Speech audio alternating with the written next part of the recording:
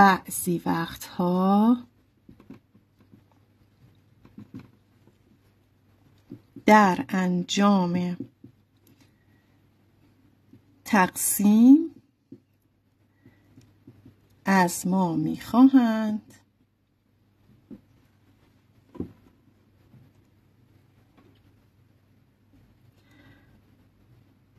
که خارج قسمت را با تعداد ارقام بچه جمع رقم هست، ارقام اعشاری مشخص. مثل چی؟ مثلا یک رقم، دو رقم یا بیشتر به دست بیاوریم. خب گاهی از ما اینو میخوان، توی اون سال هم دقیقا این توضیح رو داده بود، از ما خواسته بود. خب حالا در این صورت چیکار میکنیم؟ من تو ادامه توضیح برید سر خط و اینو بنویسید. در این حالت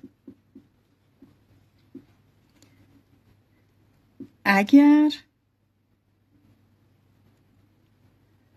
به تعداد رقم اعشاری خواسته شده در مقسوم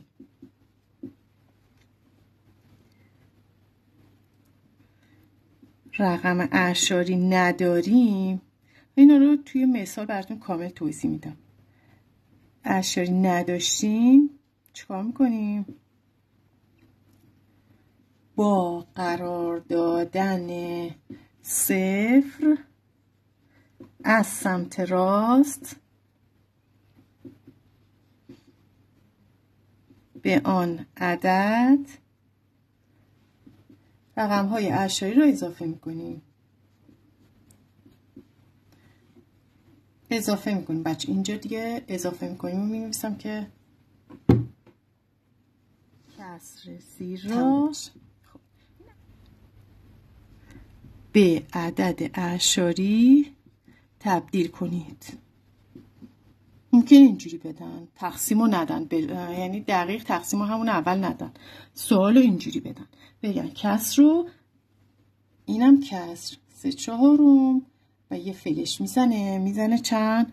2 رقم اعشار. یعنی از تو میخواد این تقسیم رو تا دو رقم اعشار ادامش بدی. شما میای تقسیم رو مینویسی 3 تقسیم بر 4. این از تقسیممون باید تقسیم کنید دیگه.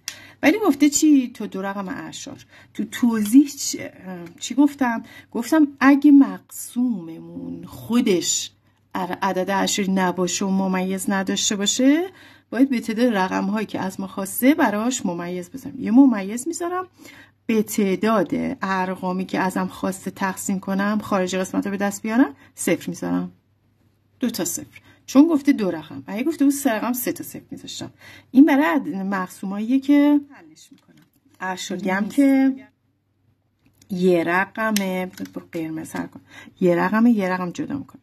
بچه 3 میتونم تقسیم بر 4 کنم؟ نه، 0 میذارم. خب اولا که اینو باید ادامه بدم قبل از هر کاری. خب 0 میذارم، 2 رقم جدا میکنم، میشه 30. ولی از چی رد شدم؟ از ممیز. پس اینجا ممیزم باید بذارم، هر جا بهش میرسم ممیزم میذارم. الان 30 رو میخوام تقسیم کنم، میگم 4 چند تا؟ 4 هفتا میشه 28. خب 28 رو می‌نویسم، منها میکنم، 2 تا باقی میمونه دیگه. حالا 0 بعدی رو باید بیارم. خب شد عددم چند؟ 20. میگم 4 5 تا 20 تا، باقی ماندم نداره. خب الان ببینید چیزی که از ما خواسته رو دقیقاً انجام دادیم. خارج قسمت اون چند رقم اعشار شد؟ 2 رقم. اینجا هم 2 رقم اعشار در مورد خارج قسمت باید انجامش بدید. پس میام یه ممیز میذارم و 2 تا 0. خودش گفته تا چند رقم؟ 2 رقم. پس این کار رو انجام میدم. حالا شروع میکنم به حل کردن تقسیم. میگم که یه رقم جدا میکنم، نمیتونم.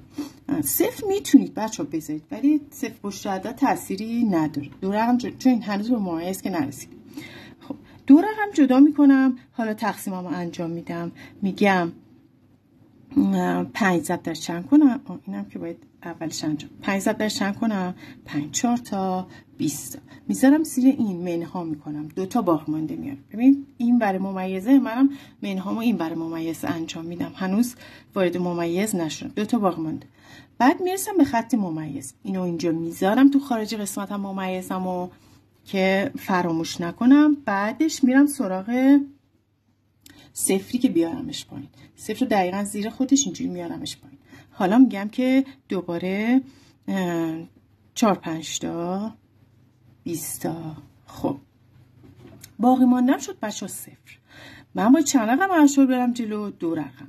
ببینید قاعدتا شما باید این صفرم بیاری پایین و تقسیم کنید دیگه. بگید چند 5 تا 0، بگی 0 5 تا 0 تا اینجوری بذاری باقی مانده 0. ولی این یعنی کاریه که لازم نیست انجامش بدین. میخوام بگم که اگه 0 بذارید اینجا میتونید ضرب کنید دیگه. 0 ضرب 5 میشه 0. بذارید اینجا و دوباره منها کنید. ولی وقتی به این مسائل برمیخورید، به این تقسیما، میبینید باقی مانده از 0. اون 0 هم بیاری هیچ تاثیر نداره. همون 0 رو میذاری کجا؟ همون 0 رو میذاری جلوی خارج قسمتت. طبق روالی که من توضیح دادم باید بیاری پایین و تقسیم رو انجام میدی. ولی این کار عبثیه. یعنی 0 رو بذاری دوباره منها کنی، میدونی جوابت چیه. برای همون 0 رو دقیق میذاری کنارش هم خارج قسمتت. اینم الان شد 2 رقم اعشار. اینم